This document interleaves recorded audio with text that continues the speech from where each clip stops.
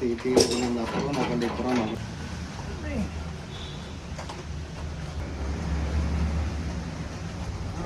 അപ്പൊ നമ്മുടെ SD road കിങ്ങിന്റെ work start ചെയ്യുവാണ്. അപ്പൊ ടീ ഇതാണ് ഒറിജിനൽ ടീ കേട്ടോ. നമ്മുടെ SD റോഡ് കിങ്ങിന്റെ ഒറിജിനൽ ടീ ആണ്. ആ ടീയിൽ നമ്മൾ 220 മെഷർമെന്റിൽ നമ്മൾ ഈ 2 കോളർ ബോർ ചെയ്തിട്ടുണ്ട്. അതാണ് നമ്മൾ ടീയിൽ ചെയ്തിട്ടുള്ള വർക്ക്. അതേപോലെ തന്നെ നമ്മുടെ ഈ ത്രെഡ് എപ്പോഴും നമ്മൾ SD ഒക്കെ കൂടുതലും നമ്മൾ ഒറിജിനൽ ടീയിൽ, അത് ഒറിജിനൽ സസ്പെൻഷനിലാണെങ്കിൽ ഈ ഒരു ത്രെഡ് എപ്പോഴും കംപ്ലൈന്റ് ആയിരിക്കും. കാരണം കോൺസെപ്റ്റ് മുറുക്കാതെ ഇട്ട് അടിച്ചടിച്ച് ഈ ഒരു സ്റ്റെപ്പ് പോലെ കിടക്കുമായിരിക്കും. അപ്പോൾ ഇത് ആദ്യമേ റീത്രെഡ് ചെയ്യണം. ഫസ്റ്റ് ചെയ്യേണ്ട പണി അതാണ്. നമ്മൾ SD സസ്പെൻഷൻ കയറ്റിയാലും ശരി, 220 കയറ്റിയാലും ഏതിൻ്റെ കയറ്റിയാലും ഈ ഒരു ത്രെഡ് പ്രോപ്പർ ആയിരിക്കണം കേട്ടോ. അതെല്ലാവരും ഒന്ന് ശ്രദ്ധിക്കണം.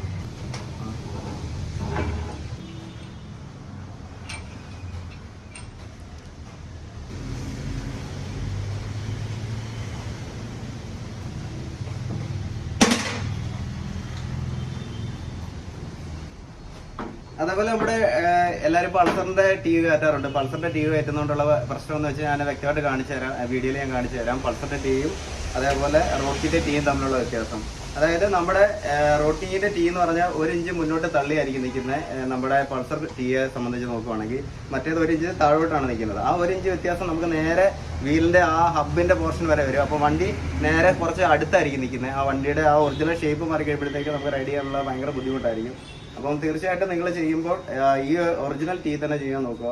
നമ്മൾ പൾസറിന്റെ ടീ കയറ്റുമ്പോൾ ഒരുപാട് വ്യത്യാസമാണ്. മീറ്റർ ഫിറ്റ് ചെയ്യുന്നതിന്റെ ബുദ്ധിമുട്ട് അങ്ങനെ പല ചെയ്തവർക്കൊക്കെ അറിയാം. മീറ്ററൊക്കെ പ്രത്യേകം നമ്മൾ ക്ലാമ്പ് വെട്ടിയൊക്കെ ഉണ്ടാക്കണം. നമ്മൾ ഇങ്ങനെ ചെയ്ത് കഴിഞ്ഞാൽ നമ്മുടെ മീറ്ററൊക്കെ റെഡി ഫിറ്റ് ആയിട്ട് മീറ്റർ സ്റ്റേ ഒക്കെ നമുക്ക് വൃത്തിയായിട്ട് പിടിപ്പിക്കാൻ പറ്റും. നിങ്ങളെ കാണിച്ചു തരാം. അപ്പോൾ ഒരു കാരണവശാലും പൾസറിന്റെ ടീ ശ്രമിക്കരുത്. പൾസറിന്റെ ടീ കയറ്റുന്നതിന്റെ എന്താ ബുദ്ധിമുട്ടെന്നുള്ളത് ഞാൻ വീഡിയോ കാണിച്ചു തരാം.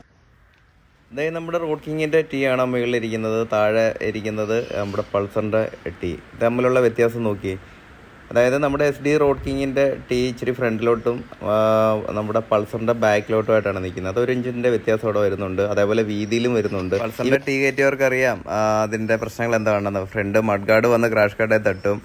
അതേപോലെ ഹൈറ്റിന്റെ പ്രശ്നങ്ങൾ, പിന്നെ നമ്മുടെ ഹെഡ്ലൈറ്റ് സ്റ്റേ വന്ന് ടാങ്കിൽ മുട്ടും. അങ്ങനെ നിരവധി പ്രശ്നങ്ങൾ ഉണ്ടാകാറുണ്ട് അതിനകത്ത്. നമ്മുടെ 220 ഫ്രണ്ട് സസ്പെൻഷൻ കയറ്റുമ്പോൾ നമുക്ക് ഹൈറ്റ് കൂട്ടണം. ഹൈറ്റ് മാത്രമല്ല, നമുക്ക് മണ്ടയ്ക്ക് ഒരു ടേപ്പർ കട്ടിങ് കൂടെ വരുന്നുണ്ട്. അപ്പോൾ നമ്മളൊരു സ്പേസ് ചെയ്യുന്നുണ്ട്.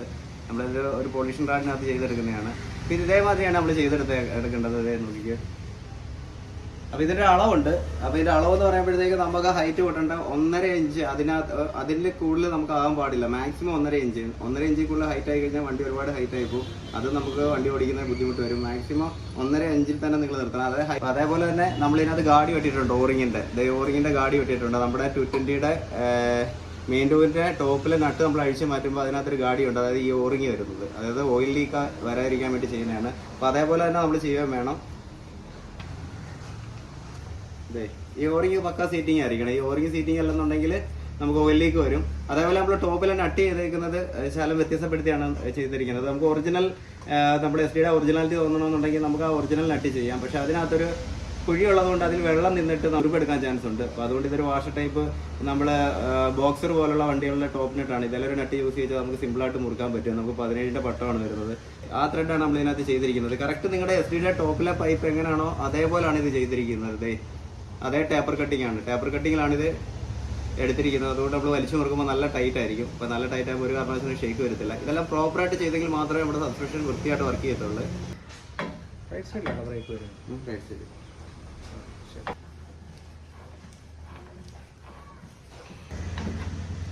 ഇത് നമ്മുടെ SD റോഡ് കിങ്ങിന്റെ മീറ്റർ സ്റ്റേ ഇതാണ് കേട്ടോ. എല്ലാവരും പൾസറിന്റെ വെച്ച് കഴിഞ്ഞാൽ ഇതേപോലെ കയറ്റാൻ പറ്റത്തില്ല. നമുക്കിത് കട്ട് ചെയ്തൊക്കെയാണ് കയറ്റുന്നത്. ഇത് നമ്മുടെ ഒറിജിനൽ എങ്ങനെയാണോ വന്നത് അതേപോലെ തന്നെ ഇരിക്കുകയാണ്. ഇതിനകത്ത് ഒരു മാറ്റവും വരുത്തിയിട്ടില്ല. നമ്മുടെ SD റെഡി ഫിറ്റ് ആവുന്ന മാതിരി ഇതും ഫിറ്റ് ആകും. ഇതെങ്ങനെ ഫിറ്റ് ചെയ്യുന്നത് നിങ്ങളെ കാണിച്ചു തരാം.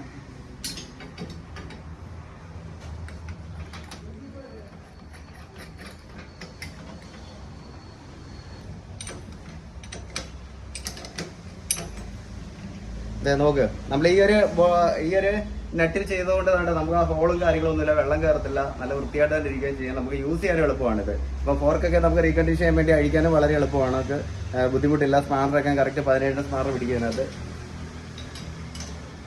അപ്പൊ നമ്മുടെ പെയിന്റിങ് കഴിഞ്ഞ് വന്നിട്ടില്ല ബോഡി പാർട്സ്, അതുകൊണ്ടാണ് ഹെഡ്ലൈറ്റ് സ്റ്റേ വെക്കാനുണ്ട്. അത് വീണ്ടും ഇനി ഇളക്കേണ്ടതാണ് ഹെഡ്ലൈറ്റിന്റെ സ്റ്റേ ഫിറ്റ് ചെയ്യാൻ വേണ്ടി. നമ്മളെന്തായാലും വണ്ടി നേരെ ഒന്ന് ഇരിക്കണ്ടേ നമുക്ക് ബാക്കിയുള്ള വർക്ക് തീർക്കാൻ വേണ്ടി, അതിനുവേണ്ടി നമ്മളിതിപ്പോൾ സെറ്റ് ചെയ്യുന്നത്.